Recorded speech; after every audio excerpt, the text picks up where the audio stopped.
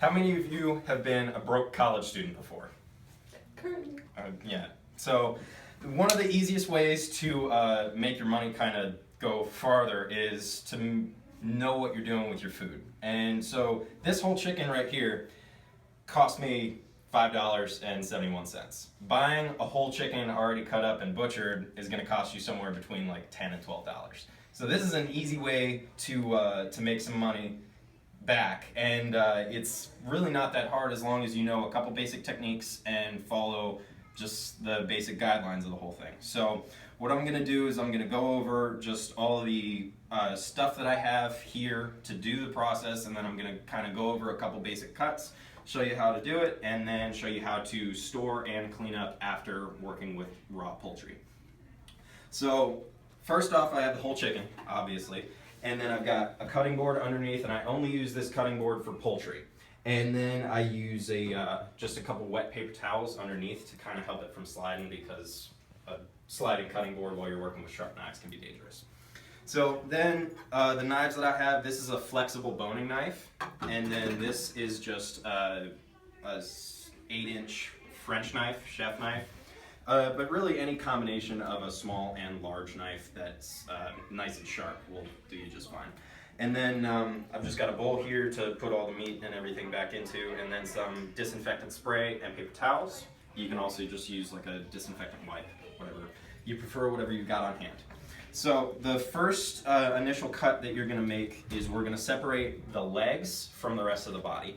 And so the way you're going to do that is you're going to take your French knife or your chef knife, and you're just going to cut the skin right there from where the knee and thigh connect to the rest of the body. And then the next step is to dislocate the ribs to cut the whole leg from the spine.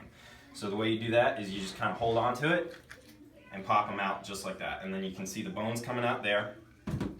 So then you're just going to take the boning knife and just cut around the joint just like that. And then you've got the legs separated from the rest of the body. And then the next thing that you're going to do is you're going to separate the thigh from the drumstick. So the seam in the leg is where the knee joint is, and you can find that by kind of just feeling around for it. You'll see it kind of right in there. And the only thing that you got to do is just kind of find it with your knife and go straight down. And that was a nice good cut, but even if you kind of miss the joint and go into the bone, a nice sharp heavy knife, just put the tip of the knife down, go right down, and it'll cut right through the bone. So that's how you separate both of those. I'll do it on this side just real quick. There we go. And that's the thigh and the drumstick. So next step is to separate the wings from the rest of the body. So what we're going to do is I'm going to flip this guy over, and then I'm going to take my boning knife again, just kind of cut around where the shoulder is, just like that. And then we're going to kind of dislocate these guys again, and it just pulls right off. So this guy, yeah, there it is. Perfect. And then you can separate the wings into pieces. You can cut that off and cut that, and then you'll get like the hot wing type pieces, and that's just the same cut that you did with the drumsticks and the thighs. Just cut right through the joint. All right, so next step, we've got the rest of the carcass here, and we've got the breasts right on top of the breastbone and the rib cage. So to get the spine off, what we're going to do is we're going to take the boning knife, or not the boning knife, but the French knife, make a cut right down there, and that'll come right through the rib cage just like that. And then you're going to take it here and snap the neck back through the body. And then take the French knife one more time, and you're going to cut.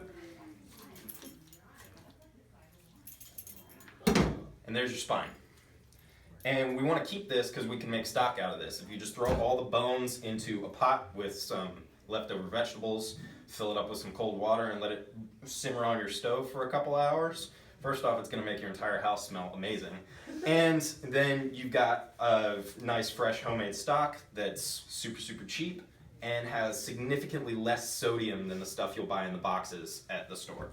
So the next thing that we want to do is we're gonna cut the spine, or we're gonna cut the breasts apart here, and we're gonna separate it into two pieces. So the way we wanna do that here is right in here, there's gonna be the keel bone. And the keel bone is it's the sternum, and it wraps down around to where the pubic bone meets.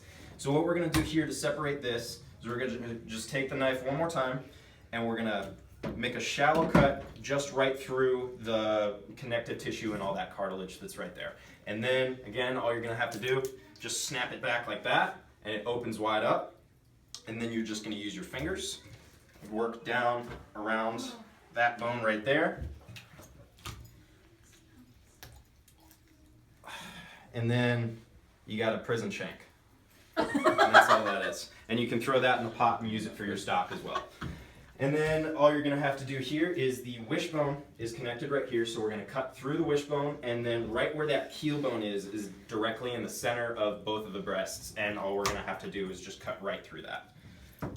So, right through the bone, right down the center, and then you've got two chicken breasts separated like that, and the skin on this was kind of wet, and that's why it's all falling off, but if you dry it off really well, then it'll stay on there for you.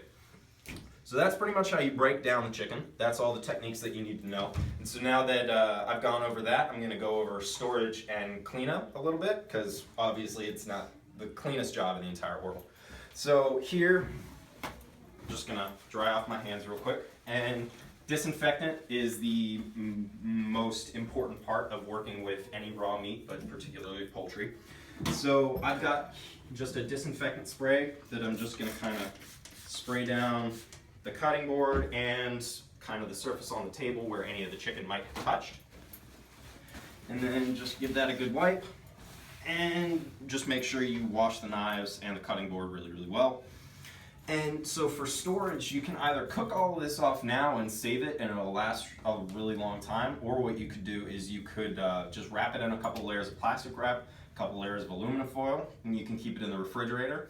You want to keep it on the bottom shelf so none of the juices will drip and contaminate any of your other food.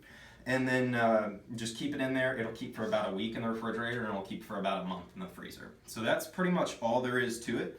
So now what I'll do as we're closing up is I'm just going to kind of go back over the basic cuts one more time and all the stuff that we needed to do this job. So first off, we just need the cutting board and the slip mat underneath, which in this case is just a couple wet paper towels. And the large knife and small knife, make sure they're both nice and sharp, because dull knives will hurt you a lot more than sharp knives will.